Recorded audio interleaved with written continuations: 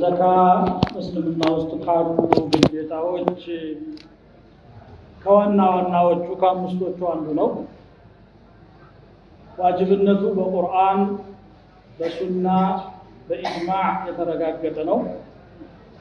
ከቁርአን ለአብነት ያህል የተወሰኑ አያዎችን ብናነሳ ወአቂሙ ሰላተ ወአቱ ዘካ፣ ሰላትን ቀጥ አድርጋችሁ ስገዱ፣ ዘካ ስጡ ይላል። ሰላትና ዘካ አንድ ላይ ተጣምሮ 82 ጊዜ ተደግመዋል በቁርአን ውስጥ። ምን ያህል ትኩረትና ክብደት እንደተሰጣቸው ነው የሚያሳየው። ለዚህ ነው አቡበክር ሲዲቅ በሳቸው ኸሊፋነት ዘመን ዘካ አንሰጥም የሚሉ ሰዎች ሲመጡ ለኡቃቲለነ መን ፈረቀ በይነ ሰላቲ ወዘካ፣ ሰላትና ዘካን የሚነጣጥል ሰው እዋጋዋለሁ ብለው ጦራቸውን አንቀሳቀሱ። እስልምና መቁረስ መጀመሩ ነው ማለት ነው። በቃ ሰላትን እቀበላለሁ ዘካን አልቀበልም ካለ ሰውየው የአላህን ዲን እየቆራረጠ ነው። ይሄ ደግሞ እንደ ቀላል ሊታይ አይገባውም። በሌላ አንቀጽ ፈኢን ታቡ ወአቃሙ ሰላተ ወአተው ዘካተ ፈኢኽዋኑኩም ፊዲን፣ ወደ አላህ ከተመለሱ ሰላትን ቀጥ አድርገው ከሰገዱና ዘካ ከሰጡ የዲን ወንድሞቻችሁ ናቸው ይላል። ካልሆነ ወንድሞች አይደሉም ማለት ነው። በዲን ዝም ብሎ በሰውነት በዘር ወንድም ሊሆን ይችላል። وقوة الدين لا تنال إلا بإيتاء الزكاة وإقام الصلاة، ولا طال لا يكون بستكر مال. إلا وهو كنت بيتكسكت عن كزنو يوم الذين يكنزون الذهب والفضة يملوا. وده حديث سنهر نبي صلى الله عليه وسلم زكاة قديتان وبلو كما استمر فالشاقر በየገበሬዎቹ መንደርም ጭምር ሰራተኞች እየላኩ ዘካ የደረሰ ገንዘብ ከብትም ይሁን ግመል ፍየልም ይሁን እህል ያለው ሰው መድረሱን አጣርተው የድሆችን ሐቅ የሚያወጡ ሰራተኞች ይልኩ ነበር። ሱዓት ይባላል። ልክ ዛሬ ያው ግብር እንደሚቀበሉት ያንን አሰባስበው የሚገባው ድሃ ደግሞ ኢሕሳ ይደረጋል፣ ይቆጠራል፣ እንዲደርሰው ይደረጋል። تؤخذ من أغنيائهم فترد على فقرائهم، ከባለ ሀብቶቻቸው ላይ ተወስደው ለድሆቻቸው ይሰጣሉ ይላል። يقول النبي صلى الله عليه وسلم من آتاه الله مالا فلم يؤد زكاته، الله ገንዘብ ሰጥቶ ዘካ ያላወጣ ሰው مثل له يوم القيامة شجاعا أقرع، የቂያማ ዕለት መላጣ እባብ መስሎ ይመሰለታል ገንዘቡ። له زبيبتان يطوقه يوم القيامة، ያንቀዋል አንገቱ ላይ እንደ ጠውቅ ይሆንና ይጠመጠምበታል። ከዛ እንደዚህ ፂምና ጎንና ጎኑን እየያዘ አነ ማሉከ አነ ከንዙከ፣ እኔ እኮ ያ ገንዘብህ ነኝ፣ ለድሃ ላቀምስም ብለህ የከለከልከኝ እኔ እኮ ያ ድልብህ ነኝ እያለ ያሰቃየዋል። በዚህ ማዕና የመጡ ብዙ ሐዲሶች አሉ። ከብት ኖሮት የከብት ዘካ ካላደረሰ ሰውየው ሜዳ ላይ እንዲጋደም ተደርጎ ከብቶቹ እንደ በራይ እህል እንዲረመርሙት ይደረጋል። በቀንዳቸው ተጠኡሁ ቢአኽፋፊሃ ወተንጠሑሁ ቢቁሩኒሃ ነው የሚል። هذا كلام رسول الله صلى الله عليه وسلم። إجماع ከተመለከትን ዲን الإسلام ከመጣ ጊዜ ጀምሮ ከሰሃባ አንስቶ እስካሁን ድረስ ዘካ ዋጅብ ነው የሚለው ላይ አንድ ልዩነት የለም በሙስሊሞች መካከል፣ ምንም ኺላፍ የሌለው ነገር ነው። ለዚህ ነው እንግዲህ አቡበክር ሲዲቅ ረዲየላሁ ዐንሁ ዘካ ከልካዮችን ሲዋጉ ምነው ላኢላሃ ኢለላህ እያሉ አይደለም ወይ አሏቸው አንዳንድ ሰዎች። አይ ነብዩ ሰለላሁ ዐለይሂ ወሰለም ኡሚርቱ አን ኡቃቲለ الناس حتى يقولوا لا إله إلا الله فإذا قالوها عصموا مني دماءهم لا إله إلا الله እስከሚሉ ድረስ ለፋለም ለታገል ታዝዣለሁ ይሄንን ካሉ ደማቸውን ጠበቁ ማለት ነው ወአምዋለሁ إلا بحق الإسلام በእስልምና ሐቅ ካልሆነ በስተቀር قال أبو بكر فإن الزكاة من حق الإسلام زكاة እስልምና ሐቆች አንዱ ነው والله لأقاتلن من فرق بين الزكاة والصلاة قالوا ማለት እንግዲህ ዘካ በእኛ ዲን ብቻ የወጀበ እንዳይመስላችሁ ቀደም ሲል የነበሩ አንቢያዎችም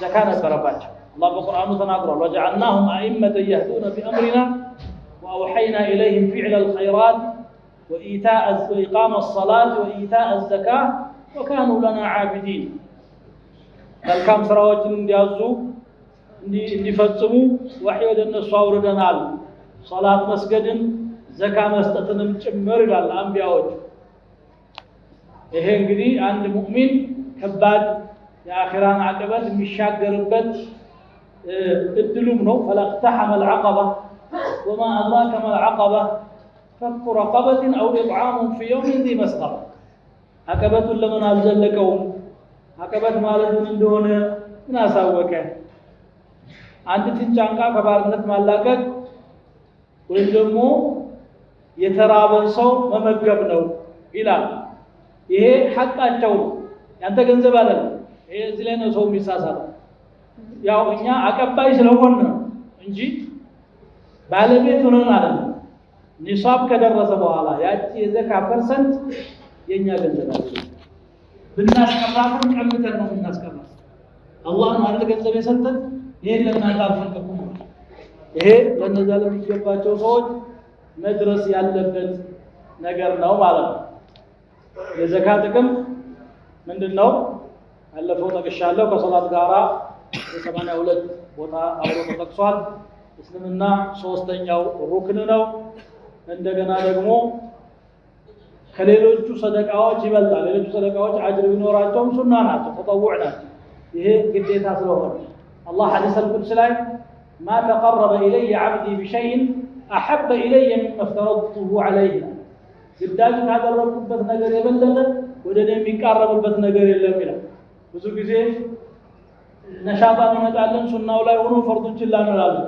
አሁን ቅድም ከኹጥባ ፊትና ከረ ነበር ወንድሜ ተናግሯል ለዲን ተሐጁድ ያለቀሰ ያዛል የሱብሂ ሶላት ሲደርስ ግን እሱ ቤት ነው ያለው ወይም የሚተኛም ማለት ይሄው አንድ ዓሊም ምን ይላሉ ተራዊህ ላይ ከምታለቅሰው እንባ ዙሁር ላይ የሚያልብህ ላብ ይበልጣል ዙሁር ለመስገድ ያለው ሙቀት ላቡ ጀማዓ ሲሆን እንግዲህ ሰው ሲተፋፈቅ እንጂ ከበድ ይላል እሱ ይበልጣል ይሄ ትርፍ ነው ትርፍ የሚጠብቀው ሰውየው ካፒታል ከኖረው በኋላ ካፒታሉን አጣጥሎ ምን ትርፋል ስለዚህ ፈሪዳው ላይ መጠንከር ይጠበቅብናል ማለት ነው ደግሞ መድኃኒት ነው ለኛ ለራሳችን ይሄ በሽታ ትልቅ በሽታ ነው ሰለላሁ ዐለይሂ ወሰለም እንደገለጹት ወአዩ ዳኢን አድወኡ ምን البخل ብለዋል ከስስት የበለጠ በሽታ ምን አለ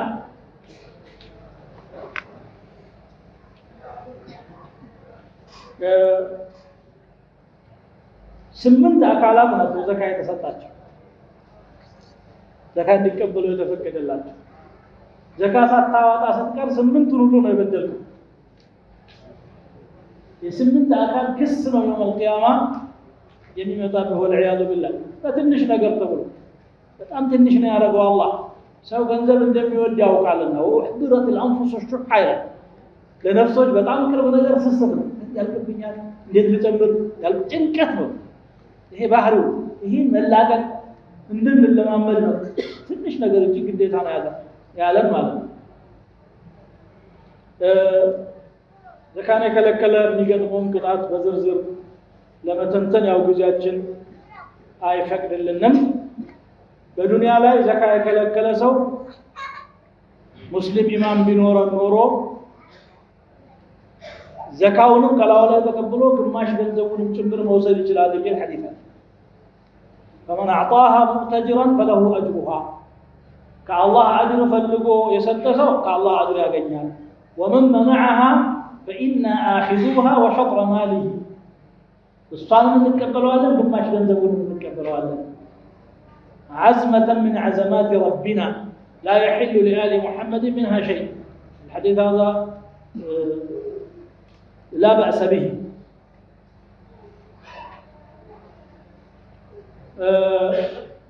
ይሄ ከሆነ እንግዲህ የዘካ አይነቶችን ለመተንተን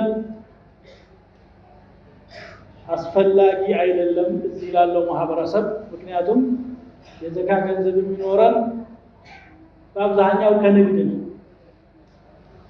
የከተማ ሰው የንግድ ማህበረሰብ ስለሆነ እንግዲህ ከፍ ያለ ደሞዝ ኖሮት በደሞዝ የሚያገኘው ይችላል በውርስ ያገኘ ሊሆን ይችላል በሽልማት ያገኘ ሊሆን ይችላል የተወሰኑ ምክንያቶች አሉ ግን ሁሉም ገንዘብ ነክ ናቸው ገንዘብ ላይ ዘካ በስንት ነው የሚወጅው የብዙ ሰው ጥያቄ ነው ይሄ በስንት ነው የሚወጅው ይሄ በጣም የሚዋዥቅ ስለሆነ አንድ መስፈርት ልስጣቸው አንድ ቀለል ያለ ሁላችሁም ልትጠቀሙት ትችላላችሁ ዘካ የሚወጅበው ይሄ የኛ የወረቀት ብር ገንዘብ ነው እየገዛ ነው እየሸጠ ነው ግን ፊጣም አይደለም ذهبም አይደለም ወርቅም ብርም አይደለም እንዴት አድርገን እንተምነው አይ ፊጣው ላይ በ200 ስለወጀበ ብራችን ደግሞ የፊጣ ተኪን ነው ሲልቨር የሱ ተተኪ ነውና በፊጣ መሰል ያሉ ዑለማዎች አሉ ግን ጥቂቶች ናቸው 595 ግራም ማለት ነው ፊጣው የብሩ መጠን ማለት ነው በወርቁ ስንሄድ ደግሞ 20 ሚስቃል ነው የሚለው 20 ሚስቃል እንግዲህ ተቅሪበን የዛሬ ዑለማዎች ወደ መስማማት የሄዱበት 85 ግራም በወርቁ ከሄድን ትንሽ ከፍ ይላል የኒሳቡ መጠን በብሩ ከሄድን ዝቅ ይላል በአብዛኛው ዓለም ላይ በወርቁ ነው ፈትዋ እያደረጉ ያሉት በወርቁ እንሂድና የዘንድሮ ዘካ መጠን ስንት ነው ብሎ የሚጠይቋል የዘንድሮ ቀርቶ የዚህ አንዱ ወር እንኳን በየቀኑ ለውጥ አለ ስለዚህ ወጥ ነገር መናገር አንችልም የምንችለው ምንድነው ቀላል መንገድ ገንዘብ ሲኖርህ ከ85 ግራም ወርቅ በላይ የሚሆን ከሆነ በደንብ አድርገህ ካሰላህና ካሰብክ በኋላ ጥሬ ገንዘቡንም ሆነ ቁሳቁሱን ሸቀጥህን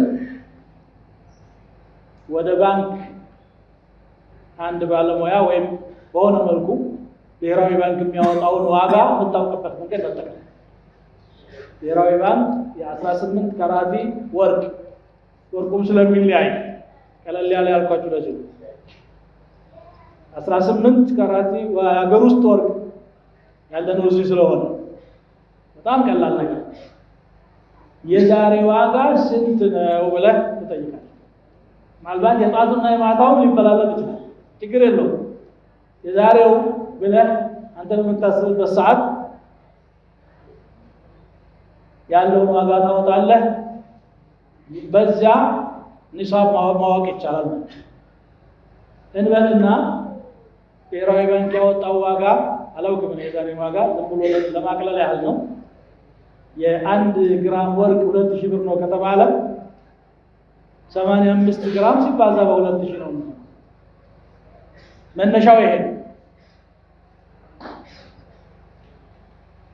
ይሄንን እና ከዚህ በላይ ያለው ሰው ማውጣት አለበት የሚያወጣው ምን ጊዜ የማይቀየር ፐርሰንት ነው አንድ 40ኛ ያለህን ገንዘብ ለ40 ከፍለህ አንዷ ማለት ነው ወይንም ደግሞ በመቶ 2.5 ከየ100 ብር 2 ብር ከ50 ነው ከዚህ የበለጠ እንግዲህ ቀላል የዘካት መጠን ማወቂያ ዘዴ ማቅረብ አንችልም በቀላሉ በዚህ ታውቃላችሁ ይሄንን ስታውቁ በመታወቁበት ቀን ያለውን ዋጋ ነው ማወቅ የሚጠበቅባችሁ ለዋላ በቀላሉ ለሚገባው ክፍል ያችን ለይቶ መስጠት ነው አላህ ይወፍቃችሁ አላህ ይወፍቀን አላህ ይቀበላችሁ አላህ ይቀበለን ረመዳን ላይ የሚሰሩ ከዘካ ውጭ ያሉ ኸይር ስራዎችን ቪዲዮ ሳያልፍ እንሻማ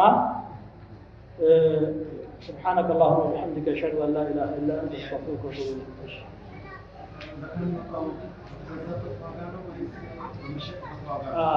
ይሄ በየጊዜው የሚጠየቅ ጥያቄ ነው። ዘካ የሚወጣው በተገዛበት ነው ወይስ በሚሸጥበት ነው ነው ያሉት። የዛ የሸቀጥ ዋጋው አሁን ያለበት ዋጋ አሁን ያለበት አሁን አትርፎ ሊሆን ይችላል የሚሸጠው፣ ከስሮም ሊሆን ይችላል። አንዳንድ እቃዎች ጊዜ ያልፍባቸውና ሳይሸጡ ዋጋቸው ዝቅ ሊል ይችላል። የተገዛበት ነው ካል በሁለቱም መልኩ ጉዳት አለ። አትርፎ ከሆነ የትርፋን ዘካ መከልከል ነው የሚሆነው ለድሃው። ከስሮ ከሆነ ደግሞ የሌለውን ገንዘብ ክፈል ማለት ነው የሚሆነው ለባለ ሀብት። እቃው የሚያወጣው 50 ብር ሆኖ በ100 ብር ክፈል ስንለው ማለት ነው። ስለዚህ ዛሬ በሚያወጣው ዋጋ ነው የሚተመነው። ዛሬ ነው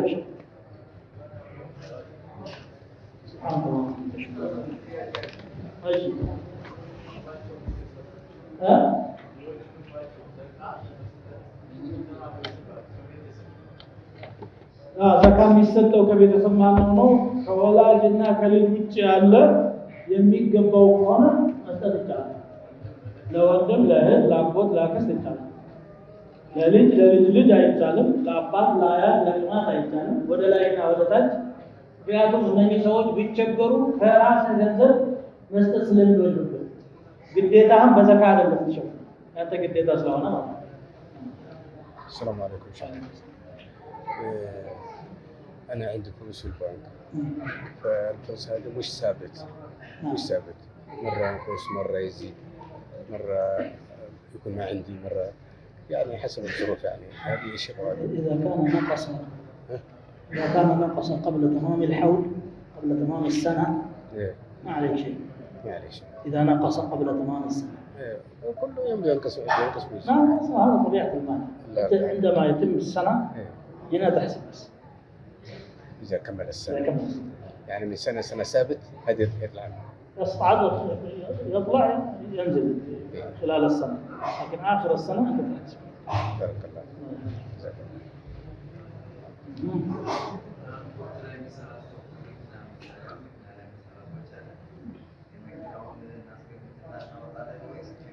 መኪናው የሚሸጥ ነው። ቋሚ ሀብት ዘካ የለበትም። ከሱ ላይ የሚገኝ ገንዘብ ግን ተቀማጭ ከሆነ ዘካ ነው። ለምሳሌ ቤት ቢኖረውና ቢያከራይ ቢኖረው ቤቱ ዘካ የለበትም። ምክንያቱም እሱ የሚሸጥ የሚለወጥ አይደለም። መኪና ቢኖረው መጓጓዣ መኪና፣ የትራንስፖርት መኪና፣ ወፍጮ ሊሆን ይችላል፣ ለራሱ የሚሄድባት፣ ይሄ የለበትም። ባይሆን መኪናው የስራ መኪና ሆኖ ገቢ የሚያመጣ ከሆነ በገቢው ላይ በገንዘቡ ላይ ነው ዘካ የሚኖረው። አጠቃላይ ተንቀሳቃሽ ገንዘብ ነው ዘካ የሚኖርበት እንጂ ቋሚ ፕሮፐርቲ ወይም መኪና ወይም ሌሎች ነገሮች ዘካ የለባቸውም። መሬት ለምሳሌ ለመኖሪያ ቤት የሚገዙ ሰዎች አሉ፣ ለንግድ የሚገዙ አሉ። አትርፌ እሸጣለሁ ካለ ሸቀጥ ዘካ ይኖርበታል፣ ዋጋው ተገምቶ ይወጣል ማለት ነው። ስለዚህ ቋሚና ተንቀሳቃሽ አድርገን ለሁለት እንከፍለዋለን።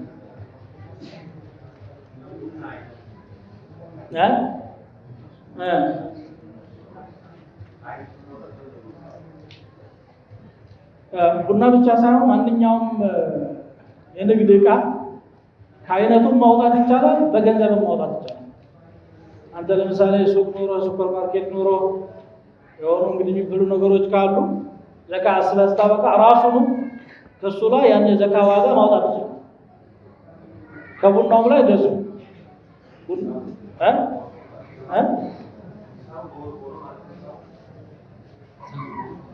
ሳቡ አዎ ሰው ገንዘብ ስለሆነ በዛ ነው ታሰበ።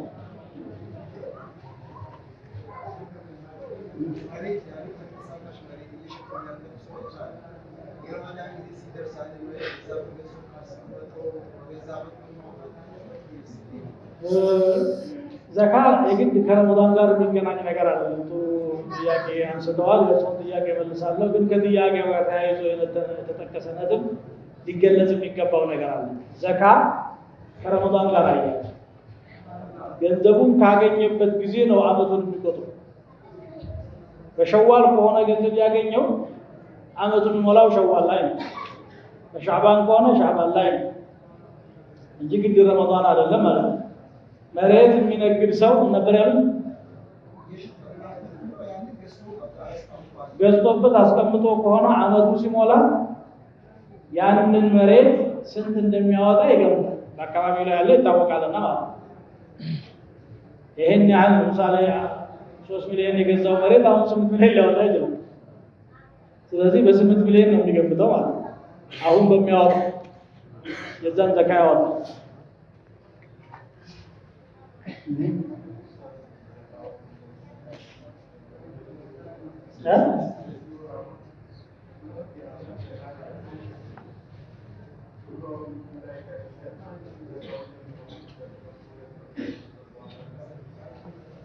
ዘካን ማቆየት የለበትም። ዘካን ማቆየት የድሃውን ሐቅ ማቆየት ማለት ነው። እዛው ካፒታሉ ጋር ሲንቀሳቀስ ትርፍም ካመጣ የዛው የዘካው ትርፍ ነው የሚሆን። ሌላ አዳም ዛሬ የሚራቡ የሚቸገሩ ድሆች እያሉ እሱ የእነሱን ሐቅ ማቆየት የለበትም። ተበድሮም ያምጣ በአይነትም ሚስት በምንም መልኩ አመቱ በሞላ ጊዜ ለድሃው እንዲደርስ ማድረግ አለበት።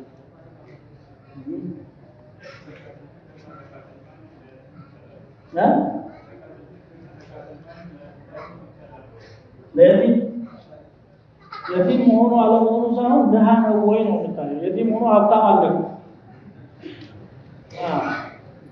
የሀብታም ልጅ ከአባቱ የወረሰው ምናልባት አንተ ሰርተህ ያላገኘኸው ተጠራቅሞ ነው ይችላል። ድሃ ከሆነ የሚገባው ከሆነ ግን የቲም መሆኑ እንደውም የበለጠ እንዲሰጠው የሚያደርግ እንጂ የሚያስከለክለው አይደለም።